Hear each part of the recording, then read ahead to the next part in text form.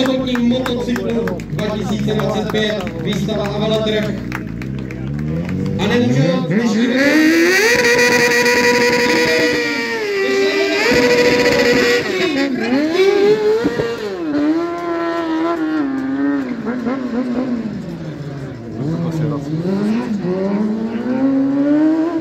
Martin se nejezdí tak pro plezír, je tady kvůli vám, takže vidíte potleskem a podpoříte svým dřevem, plácáním, pískáním, ne samozřejmě negativním pískáním. A čím víc ho vyprovokujete, podpoříte, tím větší prasárny uvidíte.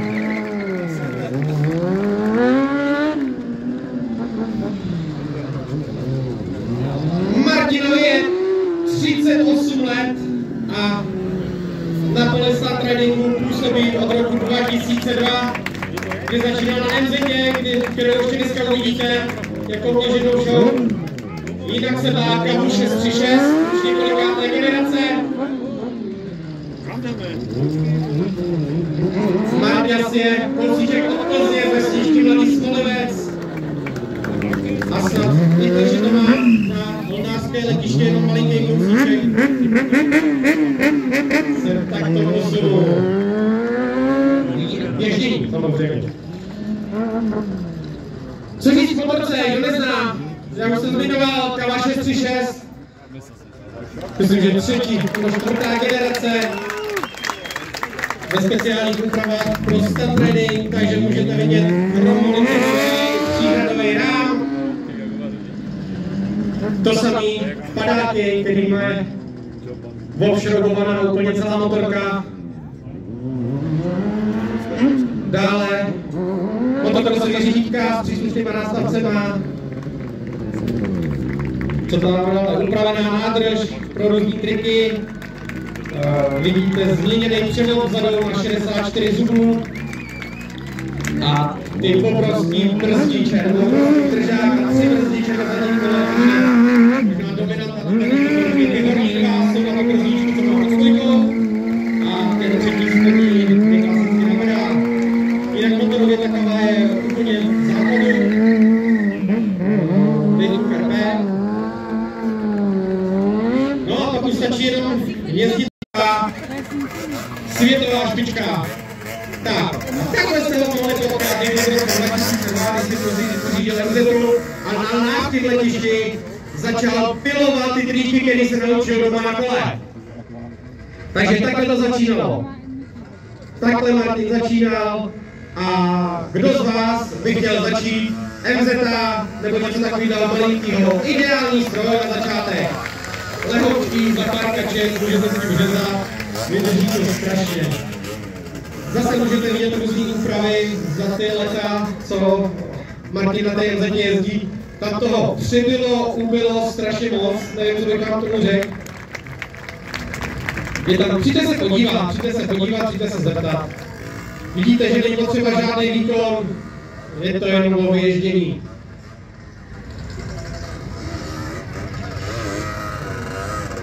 A takhle to začíná. Prvně se musíte rozběhat, jo? Protože, jak jsem zmiňoval, 38 let, už to není žádný mladík, takže proběhla i dneska rozcvička. A já si tady vyberu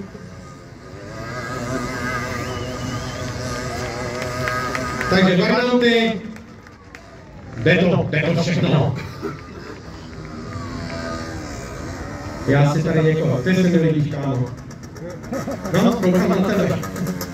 Tak, mám tady dárek od promota, když mi odpovíš na otázku. Na jaký motorce Martin jezdí? Ne teď, ale tam je ta velká.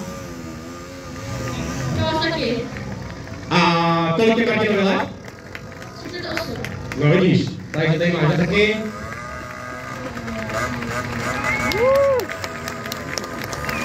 Úžasný publikum, na to, že je půl 11 ráno, to je parádní.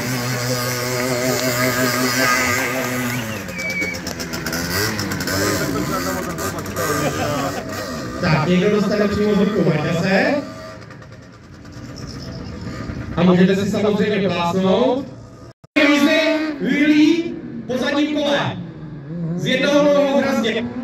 opravdu jen 5 nebo 6 lidí v světě to dokáže na motorce.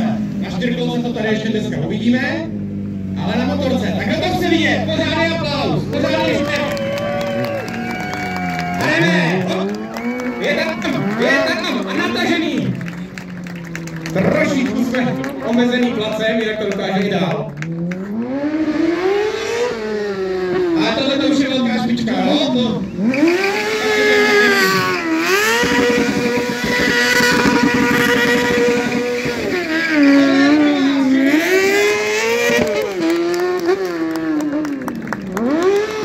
A já si nikdy nedopustím tateček. I když jsem se ještě minulý nevyrovnal.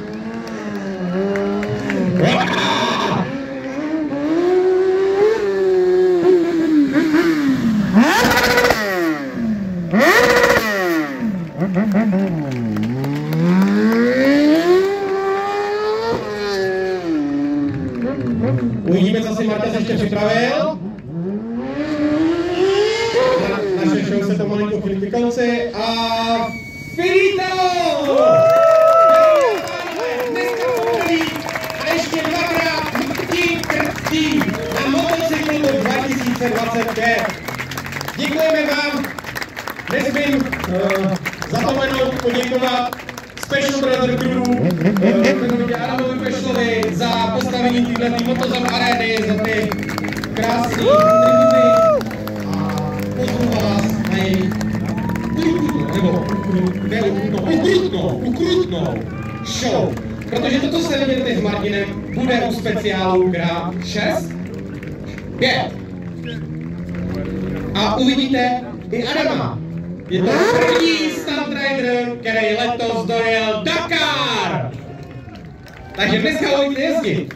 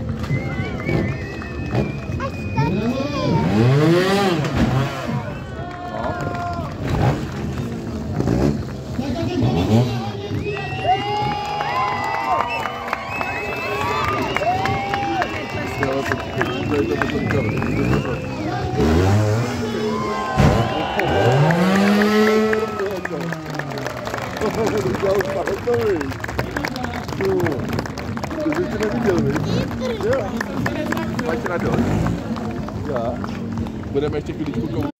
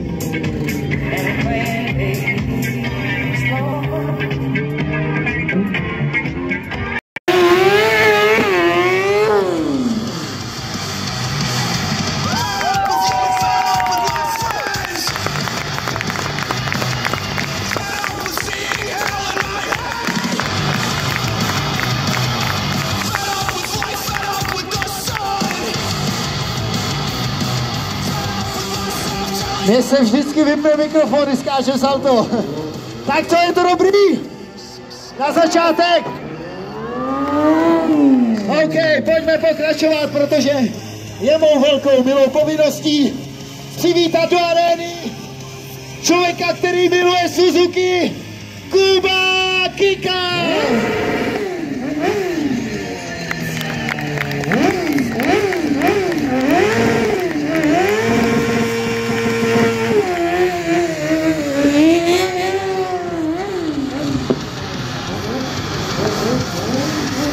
Jak jsem zmiňoval, Kuba je jeden z těch velkých milovníků značky Suzuki. Jezdí tu motorku opravdu hrozně dlouho, je to modelový ročník 2015, je to poslední verze GSXR 750 SRAT. Hezky! No pěkně s tím házej o zem, protože ta motorka má zcela nový design. Má úplně nový, velice netradiční trubkový příhradový rám a je třeba ji pořádně počechrat, takže podpořme Kubíka Kikala. No hand cycle wheelie, pěkně v pozici v sedě. Jo, jak my říkáme, Suzuki to je steklá potvora a u Kočírova tuhle motorku chce opravdu kumš, ale rovněž, přátelé, je velmi složité upravit tu motorku tak, aby fungovala. Především chod motoru v nízkých otáčkách, taky rovněž úpravy na geometrii a celkově vůbec zvládnutí toho obrovského kroutícího momentu, který právě tahle verze 750 má. Switchback burnout, velmi náročný trik, který mimo jiné při soutěži by byl v té kategorii Drift and Burnout hodnocen vysokými body. Kuba Kikal, rodák z Lubné u Poličky, což je kousek u Litomyšle. Je tady někdo v tomhle okolí, co? Tak 2 lidi bych řekl, Kubo. Ale to je dobrý. To by to stačí, 2 fanoušci. Kuba Kikal! Je to mimo jiné, přátelé, člověk, který se mnou absolvoval závod v Rumunsku, kvalifikační závod v Maroku a taky Rally Dakar. Děkuji ti, Kubo. Špičkovej mech. Kikalovou, ahoj!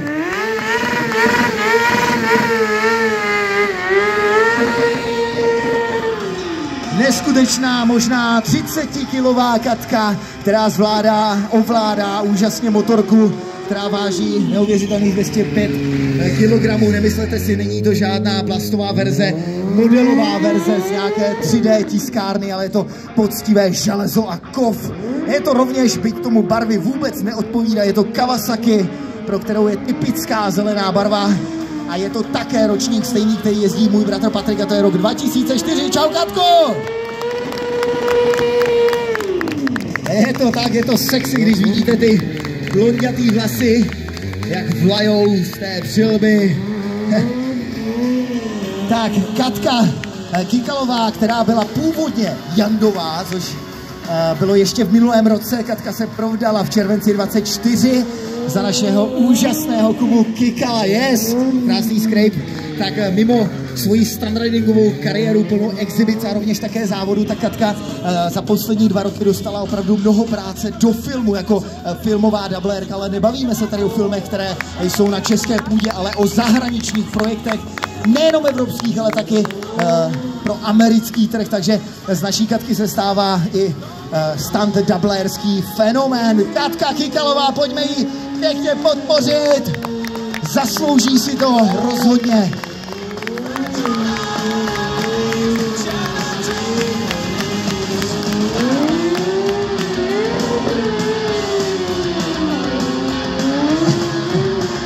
Já bych poprosil ty mlsné jazyky tam vzadu, nekoukejte, Kuba má oči na šťopkách tady v depu. Katka Kikalová, její Kawasaki!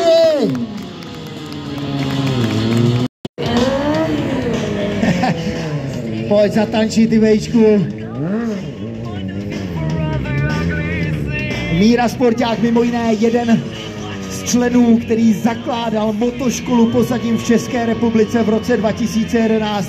Byl to Míra Frej, moje maličkost a Michal Holomek, ještě náš kamarád, který s námi už nejezdí, David Zavadský. A máš to dole, bejku. To je velice šikovný způsob, jak si otestovat ty nové padáky, které na motorce máš, jo. A jeho neskutečný výfuk AK-47 Míra Sporták Frey.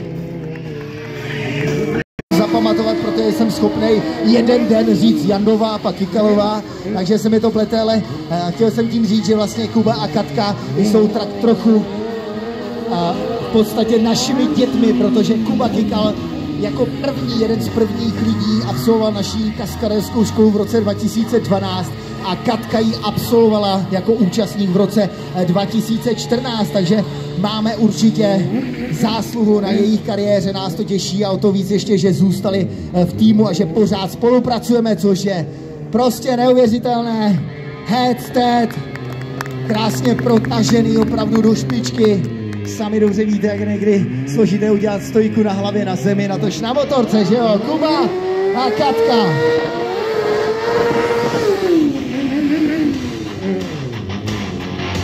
Tak pojďme to ještě rozbouřit, přátelé, ruce nahoru, pojďme fandit!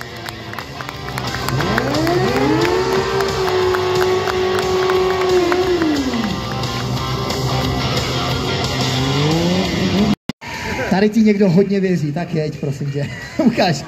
Tak jo, tak 3, 2, 1, jedem!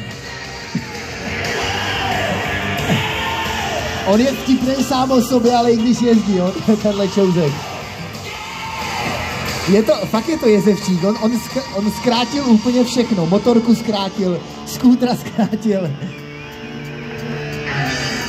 No, ano, že má všechno zkrácený, ale je šikovnej ten kluk. Míra Sporták Frey!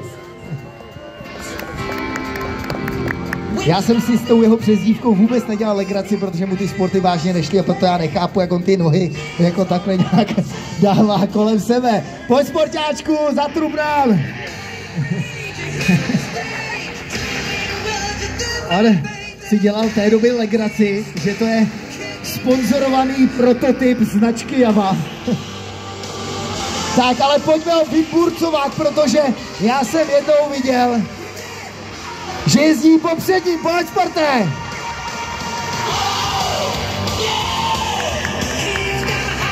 Hezky!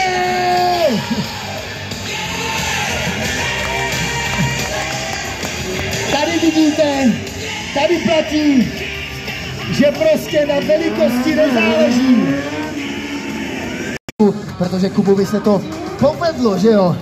Představte si modelovou situaci, jak nám sedí, nebo stojí krásná blondýna takhle na zastávce a čeká na autobus a v tom jede drsnej motorkář Kuba Kikal a říká si, tyhle to je kočka, já ji musím zbalit, tak bych to udělal, já ji potřebuju zaujmout něčím. Mohla by to být buď pusinka nebo čelo, ale bych ho tak, jo? Ne, uvidíme, zvol si to sám, ukaž nám, jak to tehda bylo, pojď. Bude to čelo nebo pusinka? Je tam! Yes! Tady se taky hodí, jak se říká, to doma nezkoušejte. U nás to neplatí, můžete to zkusit, funguje to.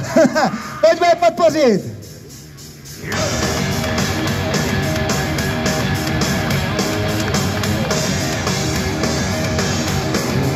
A úplně bez srandy a bez legrace, když se Kuba a Katka minulý rok v červenci brali a měli nádhernou kaskaderskou svatbu, která byla na letišti, na takové velké ploše, tak si představte, že oni normálně v těch šatech a v tom kvádru takhle jezdili na motorce a dělali ty kolečka, ty kráce a bylo to neuvěřitelně krásné a fenomenální. Kuba a Katka na jednom stroji, taky vidíte, jak mu tam ladně naskočila.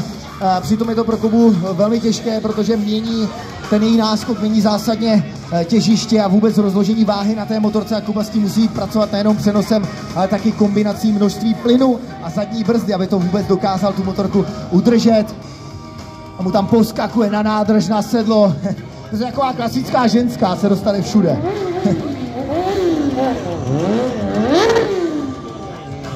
Ano, zaslouží si aplaus.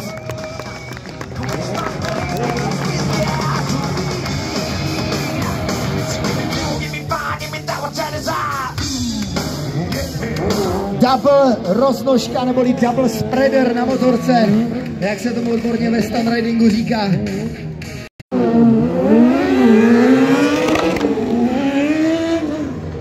Nádherná svatná trojice, 3 značky, 3 styly, 3 naprosto rozdílní jezdci, ale stále jeden tým, jedna úžasná parta, která se jmenuje Special Brothers. Míra na hodě, Patrik na Kawasaki a Kuba na své Suzuki.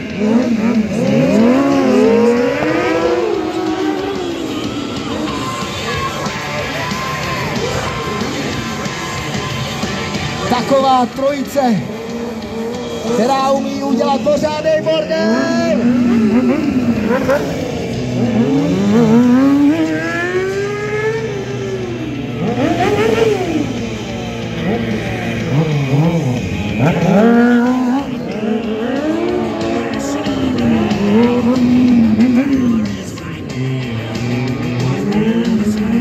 Tak v aréně máme i 4. jezdce. Pojďme to vyburcovat, to je grande finále. Yes! Všichni si zaslouží obrovský aplaus!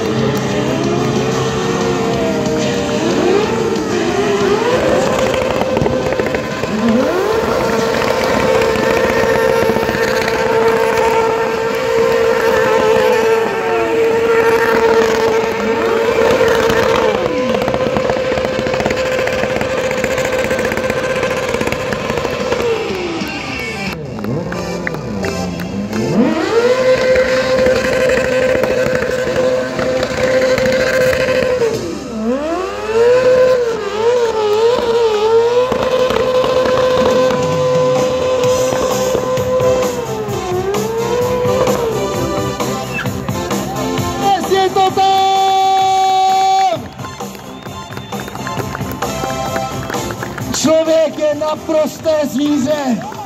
Neodjíždí z akce, dokud nepraskne guma. Teda pneumatika jsem chtěl říct. Děkujeme všem! Ahoj!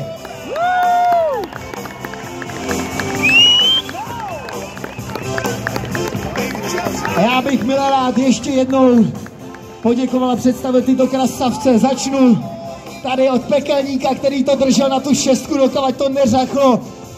Je to usměvavý člověk, driftmaster, ozdoba pánských ložnic, Míra Frey.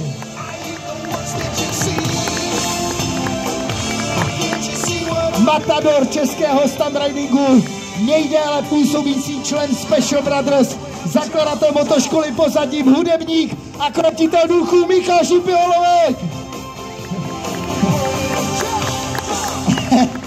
Jak řekli mlaďasi v našem týmu, je starý, ale hodí se. Ne, to si dělám legraci.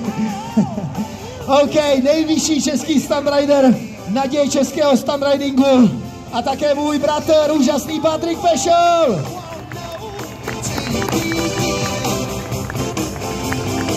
Nádherná blondýna, úžasná prací nebo povoláním programátorka, která miluje jedničky, nuly a Kubu Kytala. Katka Jandová, Kytalová teda. Já si budu dávat jako pokuty sám sobě. Tak, přátelé, mé jméno je Adam Special Pešel, já tyhle hovada vedu, ahoj!